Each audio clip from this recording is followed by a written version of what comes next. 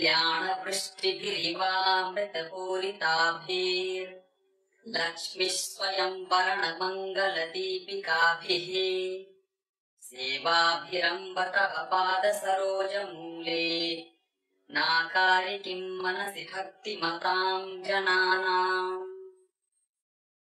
एतावदेव जननि स्पृहणीयमास्ते त्वद्वन्दनेषु सलिलस्थगिते च नेत्रे सान्निध्यमुद्यतरुणायतसोदरस्य त्वद्विग्रहस्य सुधया परया प्लुतस्य।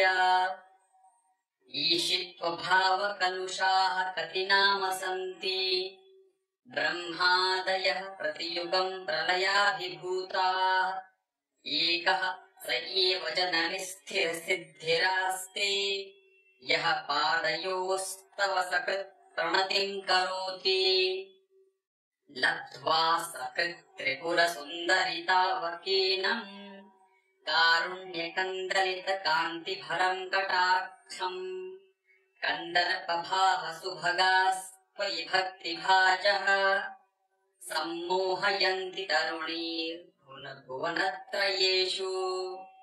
ह्रीङ्कारमेव तव नाम गृह्णन्ति वेदा मातस्त्रिकोणनिलये त्रिपुरे त्रिनेत्रे यत्संस्मृतौ यमभटादिभयम् विहाय दिव्यन्ति नन्दनवने सह लोकपालैः हन्तुः पुरामधिकलम् परिपूर्यमाणः क्रूरः कथम् नु भविता गरलस्य वेगः।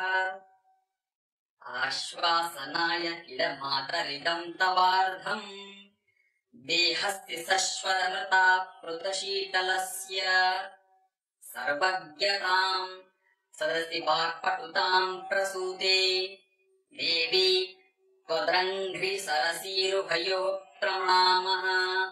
किम् च स्फुरन् मुकुटमुज्ज्वलमातपत्रम् द्वे चामरे च वसुधाम् महतीम् ददाति कल्पद्रुमैरभिमतः प्रतिपादनेषु कारुण्यवारिधि विरम्ब भवत्कटाक्षैः आलोकय त्रिपुरसुन्दरिमामनाथम् त्वय्येव भक्तिभरितम् त्वयि दत्तदृष्टिम् हन्तेतरेष्वपि मनांसि निधाय चान्ये भक्तिम् वहन्ति किल पामरदैवतेषु।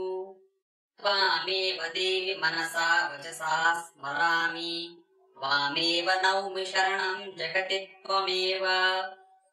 लक्ष्येषु सस्त्वपि तवाक्षिविलोकनाना मालोकय त्रिपुरसुन्दरिमाम् कथञ्चित् नूनम् मयापि सदृशम् करुणैकपात्रम् ज्ञातो च निश्चितिजनो न च जायते च।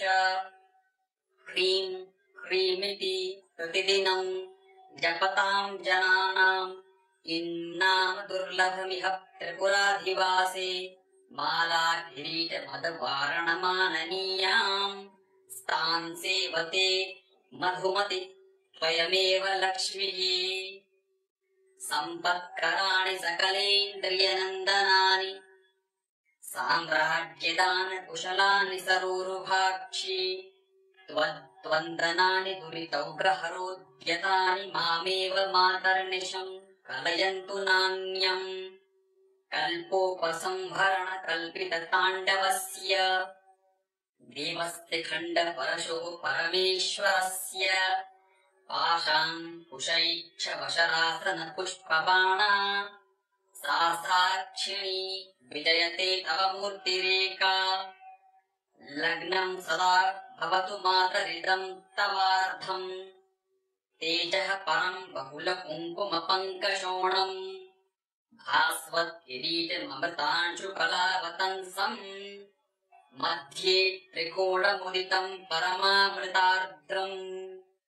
ह्रीङ्कारमेव तव धाम तदेव रूपम् त्वन्नाम सुन्दरि सरोजनिवासमूले त्वत्तेजसा परिणतम् वियदादिभूतम् सौख्यम् तनोति सरसीरुहसम्भवादेः। ह्रीङ्कारत्रय सम्पुटेन महता मन्त्रेण सन्दीपितम् स्तोत्रम् यः प्रतिवासरम् तव पुरो मातर्जपेन्मन्त्रवित् तस्य क्षोणिभुजो भवन्ति वशगा लक्ष्मीश्चिरस्थायिनी वाणी निर्मलसुक्तिभारभरिता जागर्ति दीर्घम् वयः।